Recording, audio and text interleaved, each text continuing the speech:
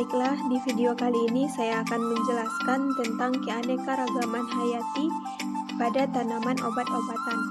Sebelum dimasuk kepada tanaman obat-obatannya, sebelumnya saya ingin menjelaskan dulu di sini tumbuhan obat itu adalah semua jenis tumbuhan tanaman yang dapat menghasilkan satu atau lebih komponen aktif yang bisa dimanfaatkan untuk perawatan, kesehatan dan maupun pengobatan, atau seluruh spesies tumbuhan yang diketahui dan dapat dipercaya mempunyai khasiat untuk mengobati. Adapun bagian dari tumbuhan tersebut yang dapat digunakan untuk obat-obatan yaitu mulai dari akarnya, umbi, batang, daun, dan pucuk, bunga ataupun buahnya. Di mana bagian tersebut ada yang dapat langsung digunakan sebagai obat dan ada pula yang bagian tersebut harus diolah dulu, harus melalui proses pengolahan dan baru bisa dapat digunakan atau dimanfaatkan sebagai obat. Selanjutnya masuk kepada keanekaragaman hayati, yaitu tanaman obat-obatannya. Di sini yang pertama yaitu ada daun seledri, yang mana bahasa latinnya atau nama latinnya yaitu Apium graveolens L.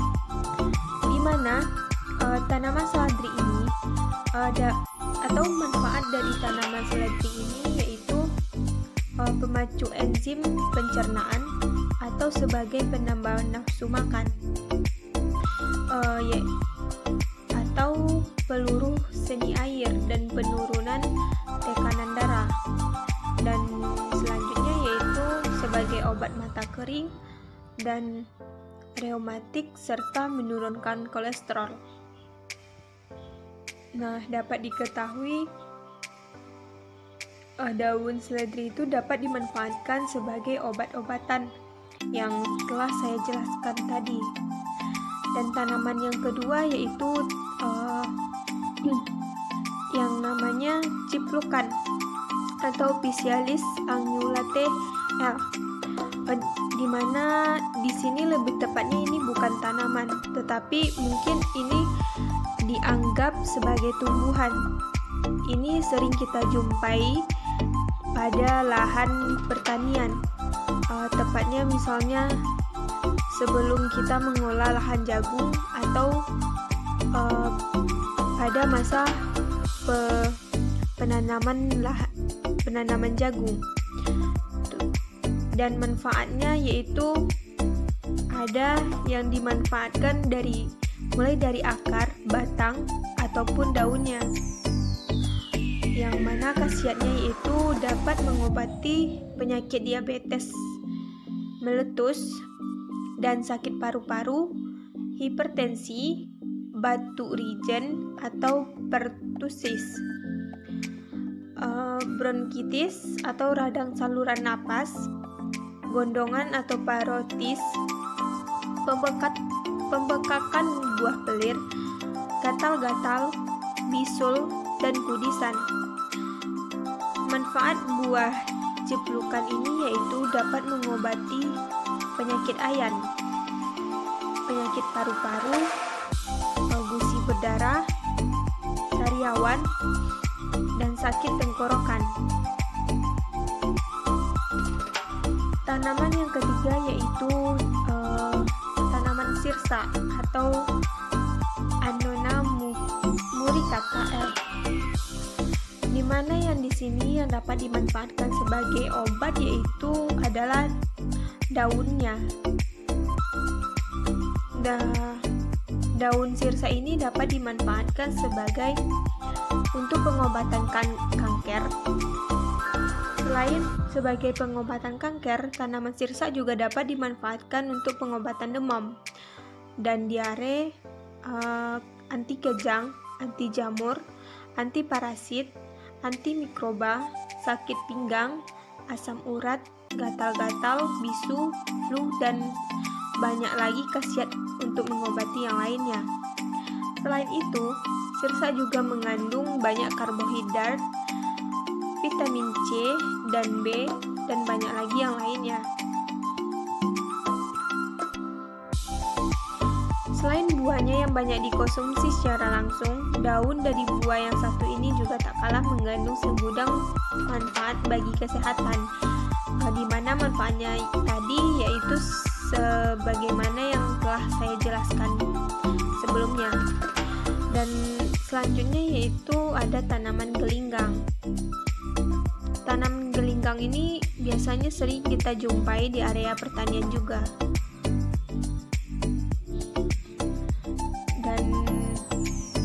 Secara tradisionalnya, daun gelinggang ini dapat digunakan untuk mengobati kudis, menghilangkan rasa gatal di kulit, obat sariawan, dan obat malaria. Untuk obat sariawan dan obat malaria itu bisa dikonsumsi dengan cara meminumnya. Meminum air dari daun gelinggang tersebut. Dan selanjutnya yaitu berdasarkan aktivitas biologis yang telah diteliti, kulit kayu tumbuhan ini berpotensi sebagai pencahar. Di Ambon juga gelinggang ini diremas dengan air dan dimasukkan ke dalam gelas, dibiarkan beberapa jam lalu diminum untuk melancarkan buang air besar. Tanaman selanjutnya yaitu ada buah mengkudu ataupun tanaman mengkudu, di mana di sini mengkudu itu dapat kita jumpai biasanya banyak ditanam oleh masyarakat di depan rumahnya masing-masing. Di mana manfaat dari mengkudu ini yaitu sebagai meningkatkan imunitas tubuh dan dapat mengobati diare, dapat menurunkan tekanan darah tinggi, dan dapat mengobati asam urat. Tanaman selanjutnya yaitu tanaman kumis kucing atau Orthosiphon stamineus, di mana manfaat tanaman kumis kucing ini yang utama yaitu sebagai obat infeksi saluran kencing berkat efek diuretiknya. Selain itu juga dapat dimanfaatkan sebagai obat asam urat, obat diabetes, obat penurunan tekanan darah tinggi, dan untuk obat kencing batu infeksi kantung kemih. Yang selanjutnya itu ada tanaman rambutan atau yang dapat dimanfaatkannya di sini yaitu lebih tepatnya daun rambutan.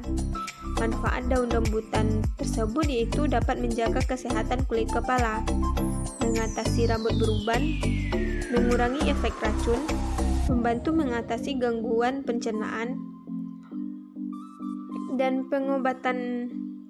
dapat mengobati demam akibat influenza, mengurangi sakit kepala, dan dapat mencegah kerontokan rambut dan menjaga rambut agar tumbuh subur. Tanaman selanjutnya yaitu ada tanaman pirdot atau Sauraruia vulcanicor. Beberapa ragam manfaat dari tanaman ini yang dapat dimanfaatkan yaitu dari daunnya sendiri, di mana manfaatnya yaitu sebagai menjaga kesehatan tenggorokan, menjaga kesehatan paru-paru, dan dapat menjaga kesehatan usus serta mengobati flu, dan dapat menjaga kesehatan syaraf serta mencegah terjadinya pendarahan, dan menjadi obat gatal dan mengatasi batuk serta mengobati peradangan. Tanaman selanjutnya yaitu tanaman sambilito atau empedutana, yang dimana manfaat dari tanaman ini yaitu dapat menyembuhkan pilek dan batuk, dapat membantu mencegah penyakit jantung, dapat membantu menyembuhkan infeksi, dan dapat mencegah terjadinya diabetes. Yang selanjutnya yaitu ada tanaman remek daging atau sampang getih, yang dimana tanaman ini dimanfaatkan sebagai obat diare dan disentri, batu ginjal, serta sakit kulit luka.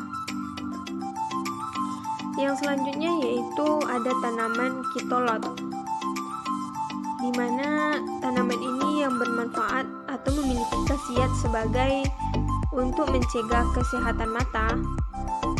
Dan bunga tanaman kitolot ini dapat kita manfaatkan sebagai meringankan sakit gigi dan menyembuhkan gejala asma serta radang tenggorokan.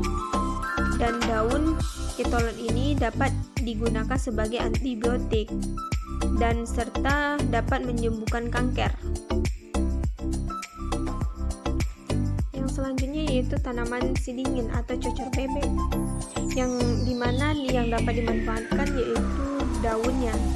Daun cocor bebek ini bisa digunakan untuk pelancar air seni, encok, sembelit, dan perada sakit pinggang. Dan daun cocor bebek ini memiliki